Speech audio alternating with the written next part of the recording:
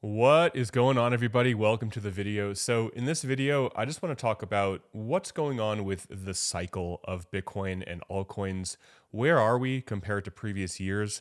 And just give an overview of like what's going on. So I want to cover a couple different charts here from Into the Cryptoverse. There is a link below if you want these charts. They are excellent. You'll get 10% off if you use my link. And I want to cover a couple of these charts. But first, I want to talk a little bit about well, actually, before I go into this, I want to go over a couple different videos really quick, talking about what's going on behind the scenes here. So let me just play these, then I'll dive into the charts and give you guys just my overview of what I think is going on. If we measure uncertainty by the VIX, I think that the VIX, I don't want to make market calls, but I think that the VIX spiked and is likely peaked. All right, so Scott Bessent said that the VIX has possibly peaked. So we saw this massive spike a few days ago, and now it is coming back down to earth. That is a good thing. That usually means that things are calming the heck down. Let's take a look at this one from Bo Hines as well, talking about where they may buy more Bitcoin. We're looking at many creative ways, whether it be from tariffs, whether it be from something else. I mean, there's literally countless ways in which you can do this. And I'll defer to some of our members inside of the interagency working group to see what ideas they come up with inside of their own shops. But we'll look at everything. Everything's on the table, and like we've said, we want as much as we can get. So we're going to make sure that no stone is unturned as we start fleshing out some of these. So Bo Hines says that they want as much Bitcoin as they can get. He's the executive director of the President's Council of Advisors on Digital Assets. Okay, very long title, but he does have quite a lot of power, and he's pretty young too, 29. Wow. So not only do I feel unaccomplished in today's video, but hopefully they will be buying more Bitcoin with whatever means possible. Here, Trump met with Nayib Bukele, the president of El Salvador. So why is that a good thing? Well, El Salvador keeps buying more Bitcoin. We know that El Salvador keeps buying Bitcoin, right? They have a lot of Bitcoin. I guess the current balance is 6,147 Bitcoin.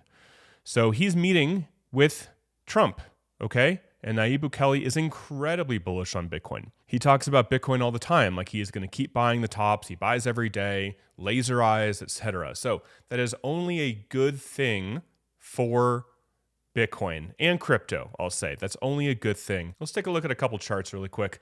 So this is Bitcoin's year-to-date ROI. So we are blue. The previous line is 2021, and then we have 2017. So post-halving years. And naturally, we are below the previous 2 years, okay?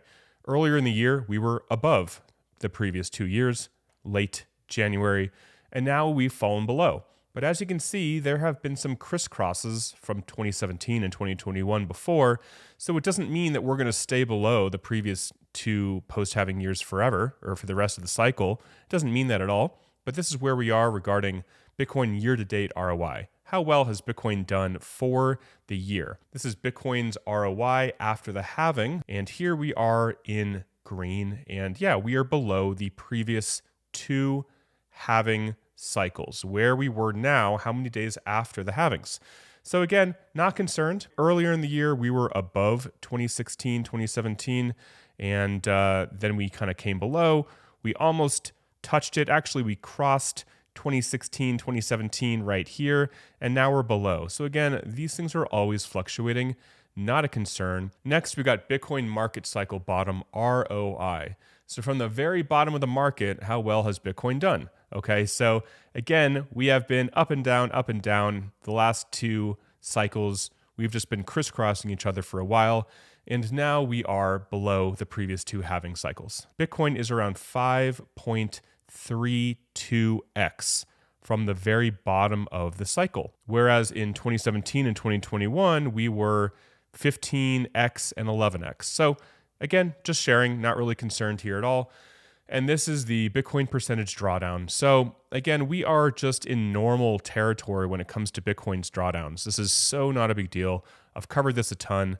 We hit a low of around 28% below the all-time high. Now Bitcoin is around 21% below the all-time high. And let's take a look at a couple different charts here. This is the S&P 500 index. We are around approximately 11% below the all-time high for the S&P. And taking a look at Bitcoin, we are around 20% below the all-time high. So again, really not a big deal. This chart, which is pretty important, this is essentially looking at how altcoins have been performing against Bitcoin.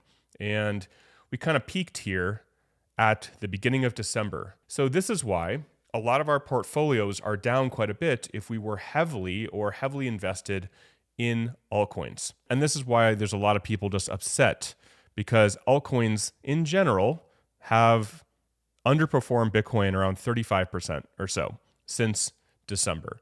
Now, some altcoins have done a lot better, some have done worse. I do think eventually everything will come back.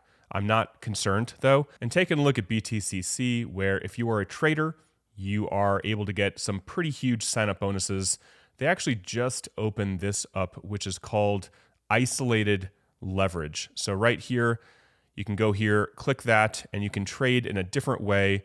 They do limit it to, I believe, 125 for Bitcoin. Right. So if you were a trader, just know this is an option on BTCC.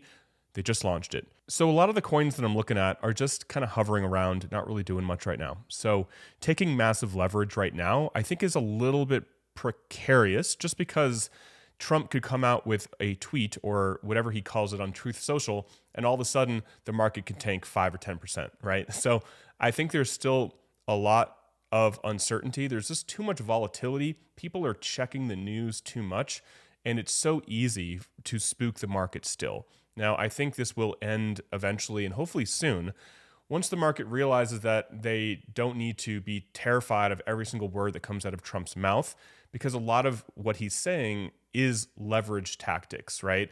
And people disagree. Some people think that what he says he actually is going to do. Some people think that what he says is just to scare people into thinking he's going to do something and then using that as a tool to get what he actually wants. Who knows? I didn't write The Art of the Deal. He did. Nonetheless, I think right now there is just a lot of volatility. So unless you are a professional trader and know what you're doing, I would probably just stick to spot trading, whether you do it here on BTCC or on another exchange, or you just sit on your hands, wait, dollar cost average, hang out, and go take a walk, touch grass, go to the beach, whatever you want to do. So that is it for the video, guys. I hope you guys are doing well, however well you can be, you, your family, your loved ones, and I'll talk to you in the next video. Take care. So a little bit of B-roll. If you like the video, if you like my content, give it a thumbs up. It does help. Subscribe if you want. You can do whatever you want. I'm not here to force you to do anything. And that's it. Talk to you guys later.